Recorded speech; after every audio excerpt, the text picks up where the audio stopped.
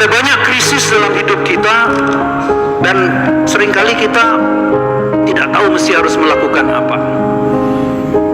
Yesus tentu saja tidak mendukung apa yang dilakukan oleh bendahara yang tidak jujur ini. Yesus tidak memuji sang bendahara yang tidak jujur ini dengan apa yang dia lakukan. Tapi yang ingin Yesus katakan kepada kita pada hari ini, kita harus belajar seperti apa yang dilakukan oleh bendahara ini. Ketika dia tahu hidupnya dalam krisis, dia langsung melakukan tindakan. Dia mengambil apa yang dikatakan itu secara serius. Hidup kita semua ini akan tiba pada sebuah pertanggungjawaban. Sama seperti bendahara ini, dia dituntut untuk mempertanggungjawabkan. Kita semua, bacaan-bacaan selama beberapa 3 minggu terakhir ini mengajak kita untuk merenung tentang akhir zaman.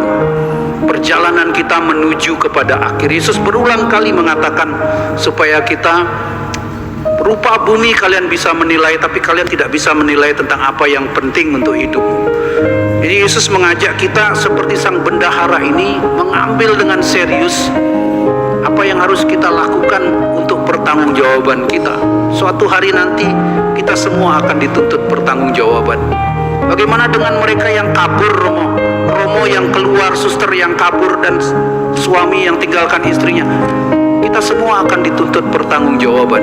Sekarang mungkin mereka senang-senang, tapi bahwa Alkitab mengatakan kita semua akan mempertanggungjawabkan itu semua di hadapan Tuhan. Bagaimana bentuknya saya juga tidak tahu, tapi Alkitab mengatakan akan ada pertanggungjawaban. Dalam situasi krisis ini, sang bendahara ini menggunakan posisinya untuk menyelamatkan dirinya. Dia memikirkan dengan cerdik, dia memikirkan dengan cermat apa yang dia perlukan untuk menyelamatkan diri. Itulah yang harus kita lakukan sebagai orang-orang yang berjalan menuju pengadilan terakhir.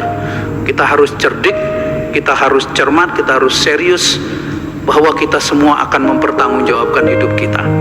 Paulus dalam surat kepada umat di Filipi hari ini, supaya kita menanggalkan segala kedagingan, urusan-urusan dunia, mengarahkan hati pikiran kita kepada urusan-urusan Tuhan, agar kita bisa selamat. Pada hari ke-8, gereja menawarkan indulgensi bagi arwah-arwah saudara-saudara kita yang meninggal. Kita mendoakan supaya mereka semua diizinkan Tuhan untuk berbahagia di dalam kerajaan surga. Saya yakin Tuhan tidak akan tanya berapa kamu punya deposito, berapa sertifikat tanah yang ada, berapa sertifikat ijazah yang kamu punya.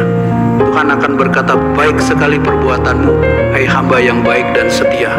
Kau sudah setia dalam hal-hal kecil, turutilah dalam kebahagiaan Tuhanmu. Kita berdoa semoga hal yang sama dikatakan kepada saudara-saudara kita yang sudah meninggal. Tuhan memberkati.